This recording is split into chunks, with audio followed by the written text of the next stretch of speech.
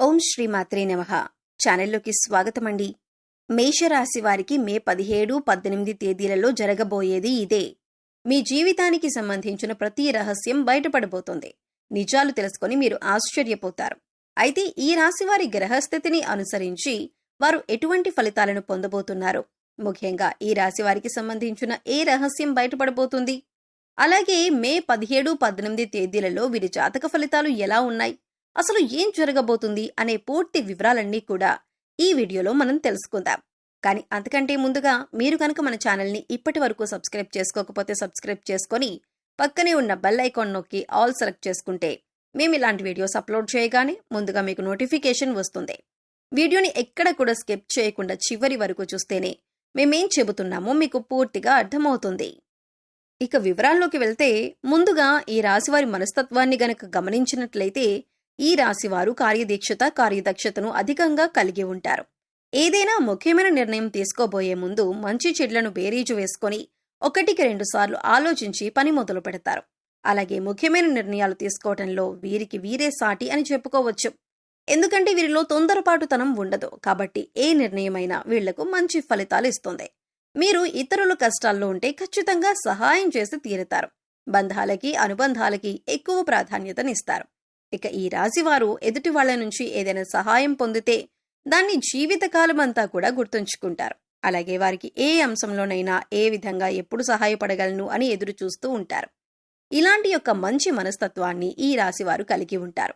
ఇక ఈ రాశివారి జీవితంలో కొత్త స్నేహితులు ఎంతమంది పరిచయమైనా కానీ పాత స్నేహితులను, బంధాలను, అలాగే వీరికి సహాయం చేసిన వారిని మాత్రం అస్సలు మర్చిపోరు. అలాగే తమ బంధాలను కాపాడుకోవడం కోసం ఎంత దూరమైనా వెళ్తారు. ఈ రాశివారు తమ కుటుంబ సభ్యులను, తల్లిదండ్రులను కూడా అమితంగా ప్రేమిస్తారు. అయితే అమితంగా ప్రేమించిన వారి చేతిలోనే మోసపోయే అవకాశాలు ఎక్కువగా ఉంటాయి. ఎందుకంటే ఈ రాశివారు ప్రతి ఒక్కరిని గుడ్డిగా నమ్ముతారు. అందరూ మనవారే అనే భావనలో ఉంటారు. అంతేకాకుండా తమ జీవితంలో పరిచయమైన ఏ బంధాన్ని కూడా వదులుకోవటానికి అంతగా ఇష్టపడరు. ఆ బంధం కోసం వీరు ఎంతగానో కాంప్రమైజ్ అవటానికి కూడా సిద్ధంగా ఉంటారు. వీరికున్నటువంటి ఈ లక్షణం కారణంగా చాలా మంది దీన్ని అడ్వాంటేజ్ గా తీసుకుని వీరిని మోసం చేసి వీరిని మానసికంగా కృంగదీసే ప్రయత్నం చేస్తారు. ఈ రాశివారు క్రమశిక్షణ లేని అలవాట్ల కారణంగా జీవితంలో ఇబ్బందులు ఎదుర్కొంటారు. అలాగే వాటిని మార్చుకోవటానికి వీరు ఎంతగానో ప్రయత్నిస్తూ ఉంటారు.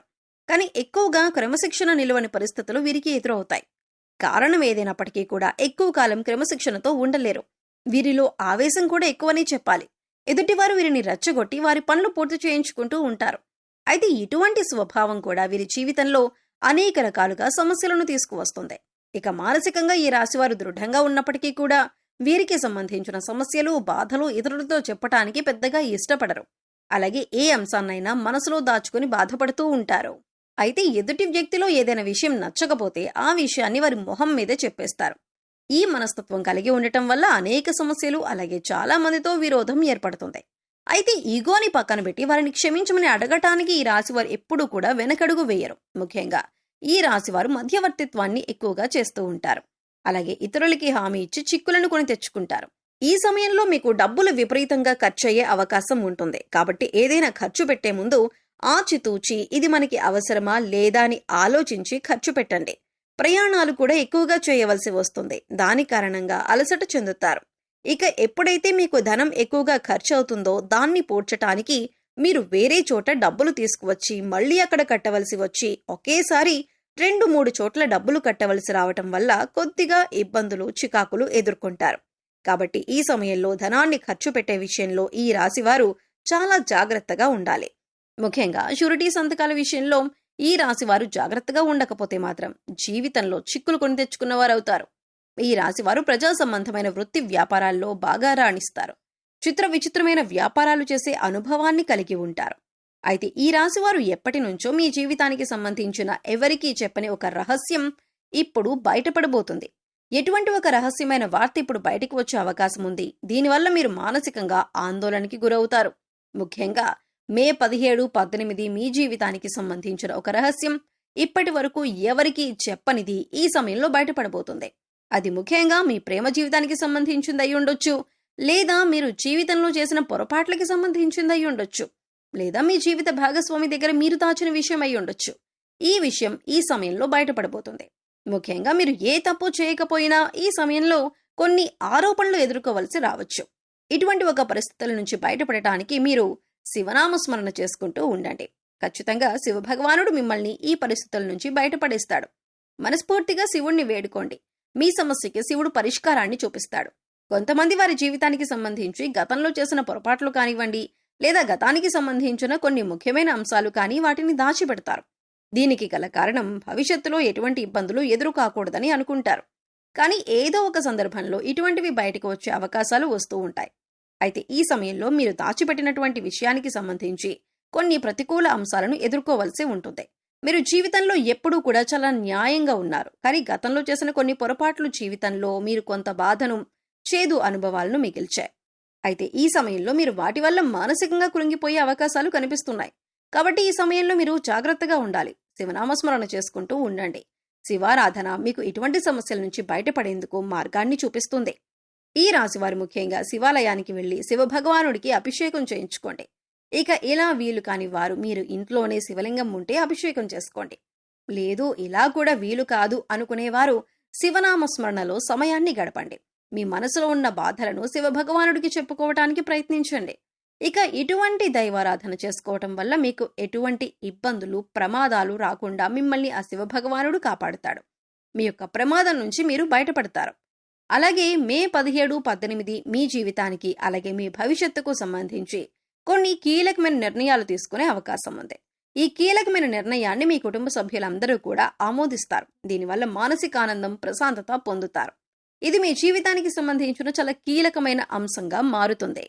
ఇక ఈ సమయంలో మీరు శివారాధనతో పాటు విష్ణు సహస్రనామాలను కూడా పఠించండి లేదా వినటానికి ప్రయత్నించండి. పేదలకి అన్నదానం చేయండి. లేని వారికి మీకు ఉన్నంతలో సహాయం చేయండి. మూగ జీవాలకు తాగటానికి నీరు, తినటానికి ఆహారాన్ని ఏర్పాటు చేయండి. ఈ విధంగా చేసినట్లయితే మీ జీవితంలో ఎటువంటి ప్రమాదాలు మీకు రావు. మీరు చేసిన పుణ్యకర్మల యొక్క ఫలితాన్ని మీరు పొందుతారు.